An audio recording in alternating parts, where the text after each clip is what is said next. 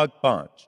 यह सच है कि एक सुझाव की प्रतिक्रियाएं विभिन्न लोगों में अपने अवचेतन मन की आस्थाओं के अनुकूल विभिन्न होती हैं। उदाहरण के लिए, यदि आप दया से अभिभूत होकर जहाज के नाविक से कहते हैं, प्रिय दोस्त, आप बीमार लग रहे हो, क्या आपको ऐसा नहीं लग रहा? मुझे तो लग रहा है कि आपको सी सिकनेस होने जा रही है। आपके सुझाव के अनुकूल वो आपके जोक पर या तो हंस देता है या आपको देखकर चिढ़ जाता है। आपके सुझाव का उस पर कोई प्रभाव नहीं पड़ा, क्योंकि सी सिकनेस के बारे में वो अच्छी तरह से जानता था और वो उसे हो ही नहीं सकती। इसीलिए उसके मन में भय या चिंता के स्थान पर आत्मविश्वास दिखाई दिया। डिक्शनरी में सुझाव की व्याख्या क्रिया या मन में या मानसिक प्रक्रिया में कुछ रख देना है, जिसके जरिए सुझाए गए विचार को स्वीकार कर उस पर कार्रवाई शुरू हो जाती है।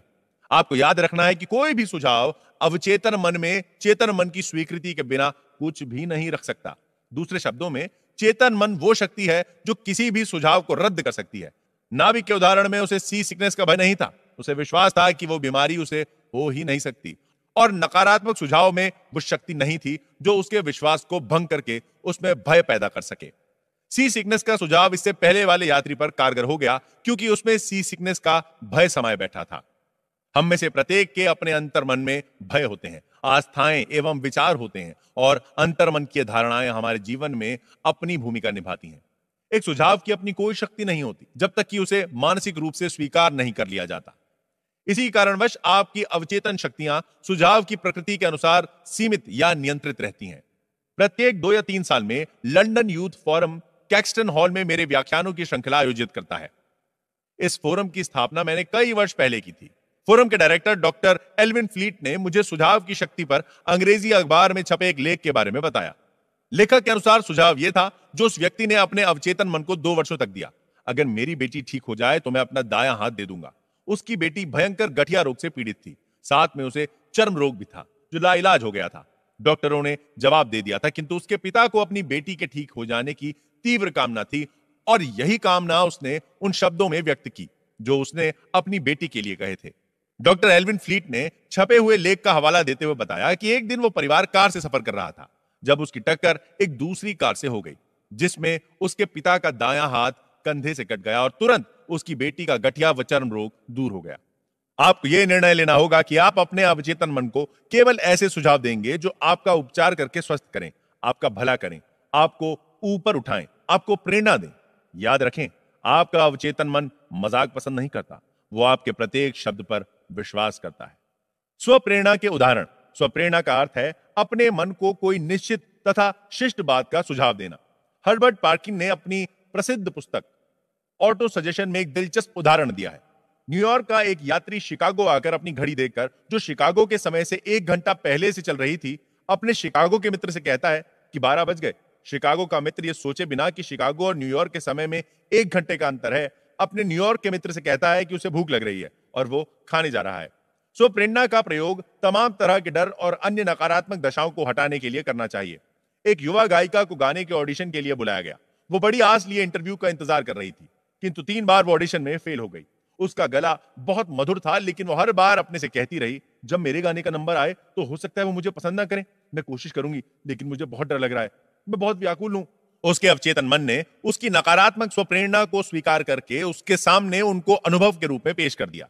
इसका कारण था अनिश्चित प्रेरणा, यानी शांत भय में लिप्त विचार, जिन्होंने उसे भयाक्रांत कर दिया और वो असफल हो गई। उसने अपने भय को इस प्रकार काबू किया। दिन में 3 बार वो एक कमरे में गई।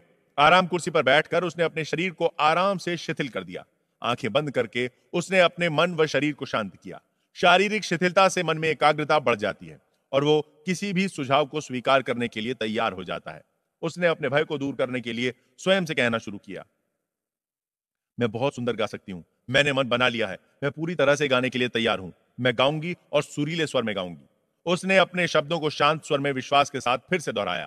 इसके बाद वो रोजाना दिन में 3 बार अभ्यास करती रही। प्रत्येक सिटिंग में वो 5 से 10 बार वही वक्तव्य दोहराती रही। सप्ताह के अंत तक वो पूरे जोश और विश्वास के लिए तैयार हो गई, और जब उसे फिर से ऑडिशन के लिए बुलाया गया तो उसने बहुत ही सुरीली आवाज में गाना गाया। उसका चयन कर लिया गया।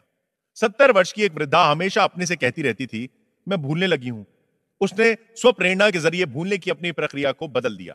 उसने कहना शुरू किया, आज से मेरी याददाश्त बढ़ने लगी है, मैं अब हमेशा अपनी जरूरत की बातों को याद रखूंगी। जो बातें मुझसे होंगी वो स्पष्ट रूप से मुझे याद रहेंगी। मैं उन्हें स्वाभाविक रूप से बड़ी आसानी से अपने पास रखूंगी। जब भी मुझे जरूरत होगी मैं उन्हें अपने मन में रखूंगी। मेरी याद दिन पर दिन बढ़ रही है और बहुत शीघ्र पहले से अच्छी हो जाएगी।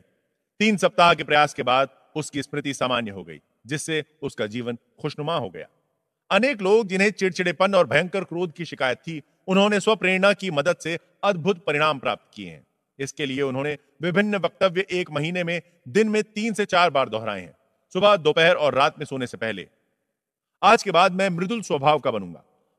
मेरे मन में सुख और आनंद डेरा जमाएंगे। जीवन की खुशियां मेरे पास होंगी। दिन प्रतिदिन लोग मुझे पसंद करेंगे। मेरी समझ बढ़ेगी। मेरे चारों ओर खुशियां हैं।